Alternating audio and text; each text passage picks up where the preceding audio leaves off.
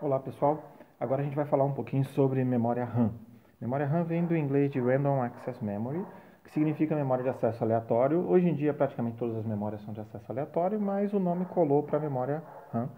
E essa memória ela permite que você não só leia, quanto você escreva, e ela é uma generalização daquele nosso bit que a gente trabalhou anteriormente, tá? Só recapitulando um pouquinho, nós tínhamos dois componentes que a gente já fez até agora. O nosso flip-flop D,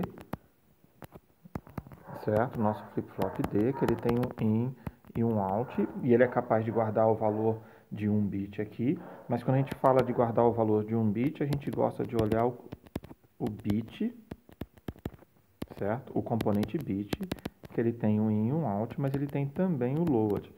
E a ideia de ter esse load é que ele é controlável. Então, quando o load é igual a 1, ele se comporta como se fosse o flip-flop D, e quando o load é igual a 0, ele guarda o valor na saída.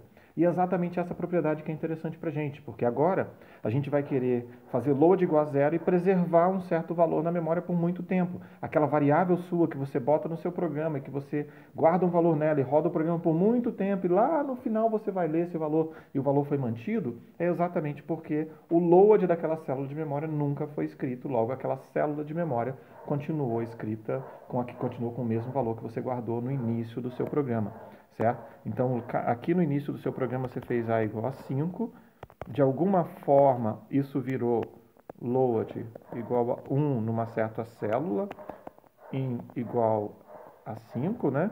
E o que fez com que out fosse 5. E aí, por muito tempo, o que acontece? Você não usou, então, na realidade, todo esse tempo aqui você fez load igual a 0. No fundo, não você, né? O seu computador fez isso, né? E aí, em algum momento lá na frente, você fez B igual a A. E enquanto o load continua com 0, né? Ele continua com 0, você consegue pegar o mesmo out igual a 5 que estava aqui e guardar no B. E na realidade, agora, para o próprio B, você vai fazer load igual a 1, in igual a 5 de novo, e você vai ter um out, certo? Você vai ter um out igual a 5, um ciclo de clock depois. Então, essa sequência que você fez vai estar representada na memória do seu computador, e obviamente todos esses sinais de controle, que você vai aprender como gerá-los daqui a pouco, todos esses sinais de controle são extremamente importantes para garantir que os dados que estão na memória do seu computador sejam bem permanentes enquanto você quiser, certo? A gente pode virar e falar que é o load do A, é o in do A, é o out do A, esse aqui é o load do A, esse aqui é o load do A, esse aqui já é o load do B, o in do B, o out do B. Então a gente já começa a pensar que é o seguinte, eu tenho que ter mais do que um load, eu tenho que ter mais do que um in. Isso quer dizer, eu tenho que ter mais do que uma célula de memória. Então a gente precisa ser capaz de construir células de memórias com mais largura. Mas a gente já fez um pouco disso, pelo menos como uma suposição, lembra que a gente criou na aula passada o FFD4, quer dizer, um flip-flop do tipo D de 4 bits de largura, certo? Agora a gente vai fazer uma versão um pouco mais ampla, a gente vai trabalhar em cima do nosso componente maior, tá? Então a gente vai fazer um componente agora, que é o nosso componente chamado register, certo? Esse componente aqui, ele é um componente que ele vai ter 16 bits. E aí é um pouco fácil da gente pensar nesse componente, porque ele é a mesma ideia que a gente fez o FFD4, a gente vai fazer com um bit com 4 também, tá? Então o que a gente precisa fazer? O nosso register, certo? O nosso register aqui, ele vai ser um monte de bits. E obviamente eu não vou desenhar todos eles. Eu vou desenhar só 3 com reticências. Aqui eu tenho o out, né? Aqui a gente vai ter o nosso out. A gente tem o nosso in aqui. Certo? E aí o que a gente precisa? A gente vai pegar esse cara aqui, ó. Tá? E nós vamos pegar o nosso fio de load. Nós temos o nosso fio de load. E o mesmo fio de load eu vou ligar em todo mundo. Isso quer dizer o quê? Eu tenho um bit de load só, aqui, tá? Ao contrário, eu vou ter, se a gente fizer essa conta aqui, a gente vai ter 16 outs, né? 16 fios de out. e 16 fios de in, tá? Então eu tenho 16 ins e 16 outs, mas eu tenho um bit só de load. O que significa isso? Significa que quando entra um valor, eu tenho um sinal de load só, e esse único sinal de load me permite, com o valor 1, carregar todos os 16 bits do registrador, tá? Ok? Cada registrador desse, obviamente, tem o flip-flop aqui, o cantinho aqui, né, do clock. Então, na subida do clock, com o load igual a 1, eu carrego 16 bits para dentro, porque eu tenho 16 célulazinhas de bit, né? Então, eu tenho o bit 0, bit 1, até o bit 15, né? Do mesmo jeito, eu vou ter o out 0, out 1 e out 15. In 0, in 1, in 15. Então, a gente tem os 15 bits de entrada, os 15 bits de saída, e toda vez que eu tenho um clock aqui, o que a gente vai fazer? A gente vai virar e vai mudar os 16 bits de entrada para os 16 bits de saída. Tudo bem? Ok, pessoal? Então, isso aqui que a gente está fazendo, a gente acabou de criar um registrador de 16 bits. Então, o nosso novo componente agora é esse cara aqui. É um registrador de 16 bits. De saída, obviamente 16 bits de entrada, certo? E ele vai ter o nosso load, continua sendo um load de um bit só. Obviamente ele tem um clock aqui embaixo, então a gente tem que representá-lo também como um clock. Tá? Com isso agora eu tenho um registrador. O que a gente faz agora? O seu computador não tem só uma palavra de 16 bits. E aí eu acho que eu tenho que chamar a atenção de vocês, né? A largura que a gente está fazendo, é que a gente vai começar a trabalhar daqui para frente, é de 16 bits. Então a gente vai ter várias operações de 16 bits e para facilitar um pouco a gente chama isso de palavra do computador, certo? A largura da palavra do computador como sendo 16, tá? Então a gente está falando agora que o nosso computador tem 16 bits de palavra. Então os números, tudo que a gente vai guardar dele e o nosso registrador básico, ele é um registrador de 16 bits, tá? Vamos avançar um pouquinho? Vamos pegar um pouquinho mais para frente então. Agora o nosso próximo desafio é, dado que eu tenho esse registrador aqui, como que eu monto um conjunto com mais elementos? Como que eu monto um conjunto nosso com mais elementos? Vamos tentar montar um deles que vai ter 8 dessas palavras. Então agora a gente quer montar um componente que vai ter 8 registradores de 16 bits. Como é que a gente faz isso? Certo? O desafio então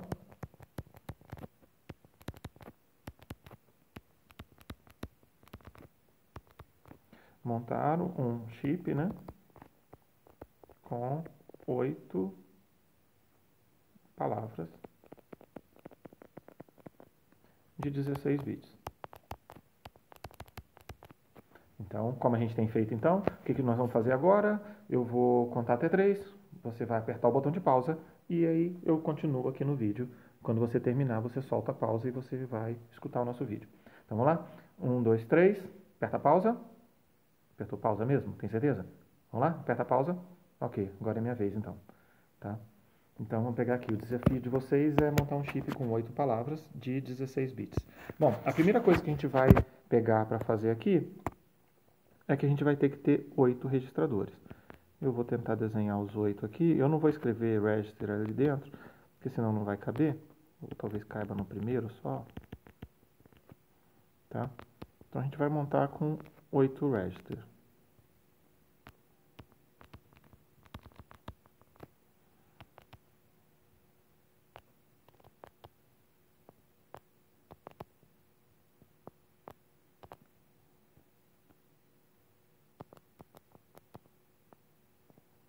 Ok? Nós temos esses registradores. E aí nós temos uma característica bem interessante, que é o seguinte. Agora, eu tenho uma questão que eu tenho que escolher qual registrador que eu vou guardar meus dados. Eu já não estou mais naquele modelo lá, acessando todos eles simultaneamente. Então, a gente vai ter uma questão muito importante aqui, é que se eu tenho 8 palavras, eu preciso de 3 bits para endereçá-las. Quer dizer, eu vou ter a palavra 0, a palavra 0, a palavra 1, a palavra 2... a palavra 3, a palavra 4, a palavra 5, a palavra 6, a palavra 7, e eu pulei alguma. Certo? Então, nós temos o endereço do 0, 1, 2, 3, 4, 5, 6 e 7. Então, para cada um desses endereços, a gente precisa ser capaz de habilitar ou fazer a leitura nossa corretamente. Cada um desses caras aqui sai em 16 bits. Então, a gente precisa ser capaz agora de escolher um desses. Ora, mas para escolher um cara de 16 bits é bem fácil. A gente pode pegar um MUX aqui. Certo? A gente vai pegar um MUX aqui e desse MUX eu vou fazer um seletor usando exatamente esses 3 bits de endereço, certo? Então eu tenho o endereço aqui e a gente vai usar o endereço. Então a gente vai pegar o endereço nosso e com base nesse endereço a gente vai, quando a gente quiser fazer uma operação de leitura, quando eu quiser escolher, por exemplo, o valor que está nesse registrador aqui, né? Que eu estou escrevendo aqui em azul, o que significa esse registrador? Esse registrador aqui eu vou precisar colocar address igual 010 e ele vai selecionar esse valor que vai sair aqui. Então essa é a forma que a gente tem de saída. É desse jeito que a gente vai conseguir colocar um valor e fazer esse valor sair do nosso circuito. Agora a gente tem que olhar e voltar para o outro lado. Eu preciso garantir agora algo parecido com o nosso IN. Isso quer dizer, eu preciso garantir, nesse lado aqui eu tenho o IN do circuito, eu tenho o IN do nosso componente, e eu preciso garantir que a nossa entrada, o valor que a gente quer colocar, precisa ir para a direção correta, certo? Ora, se eu estou usando um multiplexador do outro lado, a gente pode vir aqui e usar um demultiplexador. O demultiplexador ele faz exatamente o oposto do multiplexador. Então, o que a gente vai fazer? Eu vou pegar um demultiplexador e vou ligar a nossa entrada do componente aqui. Quer dizer, o IN do meu componente vai ser apontado para lá e exatamente esse mesmo endereço ele vem para ser apontado aqui. Tudo bem?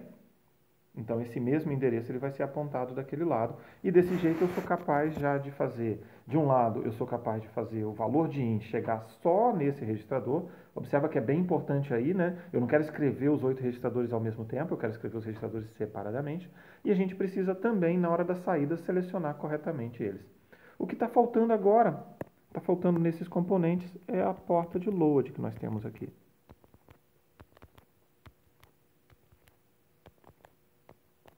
Certo? Está faltando exatamente essa porta de load aqui. E o que a gente precisa fazer com essa porta do load? A gente precisa dar um jeito, a gente já sabe usar o address, então a gente vai ter que fazer alguma coisa, que eu estou até um pouco sem espaço aqui, né? Mas eu vou fazer aqui nesse canto. A gente vai precisar fazer o mesmo demux aqui, tá? Com todos os loads, que eu não vou desenhar todos, tá? A gente precisa pegar esse demux aqui e trazer todos os loads para cá. Eu não vou colocar todos eles, tá? E a gente vai selecionar exatamente com o mesmo address que estava lá em cima, certo? Então, novamente, se eu colocar o endereço 2 aqui, certo? Eu vou selecionar esse mesmo registrador que está aqui em azul e eu tenho que mandar para ele um sinal e a gente vai mandar o sinal de load. O que significa isso? Se o load tiver como 0 e o endereço tiver como 2, eu vou mandar 0 aqui para esse cara. Mas se o meu load tiver como 1, eu vou mandar 1 para cá. Na hora que o load está como 1 aqui, eu mando 0 para todos os outros. E observa que mandar 0 não afeta nenhum dos registradores. Então, eu não tenho problema de afetar um registrador ou de garantir que ele vai perder o valor. Ele só vai alterar o valor quando a gente colocar o endereço igual a 010, né? O endereço fica com o endereço daquela célula de memória. A gente coloca um valor IN que a gente quer gravar nela e coloca load igual a 1. Na hora que a gente faz isso, o valor do registrador vai ser gravado. Isso quer dizer, se eu fizer IN igual a 12, o registrador vai ganhar o valor 12, certo? A qualquer momento, olhando essa segunda metade do circuito, toda vez que eu tenho esse endereço aqui, o nosso valor 12 vai sair. Se eu trocar isso aqui para 011, o que vai acontecer? O valor desse registrador aqui é que vai passar a sair, tá? E observa que eu posso fazer a leitura desse componente, a cada ciclo eu continuo lendo exatamente o valor que está da memória e eu decido só de vez em quando botar load igual a 1 para guardar um valor nessa memória. É bem importante separar isso, certo? Apesar de eu poder colocar o valor 12 aqui nesse canto, enquanto eu tiver com o valor 1 ali em cima, enquanto eu tiver com o valor 0 aqui em cima, desculpa, enquanto a gente tiver com o valor 0 aqui no load, não importa o valor que eu colocar na entrada, porque é assim que funciona o nosso circuito de bit, é assim que funciona o nosso circuito de registrador e é assim que vai funcionar a nossa memória, tá bom? Então agora vamos tentar desenhar uma coisa um pouco mais bonitinha da memória. A nossa célula de memória, que a gente vai chamar nesse caso aqui de RAM de 8, ela é uma célula de memória que ela tem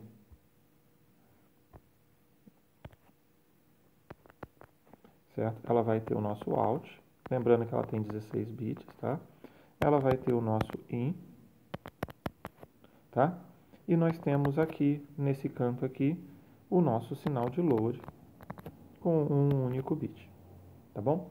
E esse é o nosso circuito de memória RAM de 8 bits, tá? Vocês vão ver que no laboratório de vocês vão ter que fazer também uma memória RAM de 64, que são 8 de 8, uma memória RAM de 512, que são 8 de 64, uma memória RAM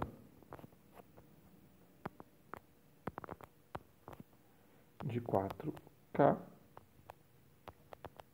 que são 8 de 512, e uma memória RAM de 16K, que são 4 de 4. Essa aqui chega na capacidade que a gente precisa de memória. 64, certo? A RAM 64 vai nos dar, obviamente, 64 palavras. Aqui vai nos dar 512 palavras. Aqui vai nos dar 4.096 palavras. E aqui vai nos dar 16.384 palavras, certo? Aqui a gente precisa, no caso de 6 bits para poder endereçar, nós vamos precisar de 9 bits para endereçar aqui, 12 bits para endereçar aqui e 14 bits para endereçar aqui. Então, nosso campo de endereço vai crescendo desse jeito aqui, tá bom? Então, com isso, a gente monta a nossa RAM de 64, a nossa RAM de 512, a RAM de 4K e a RAM de 16K.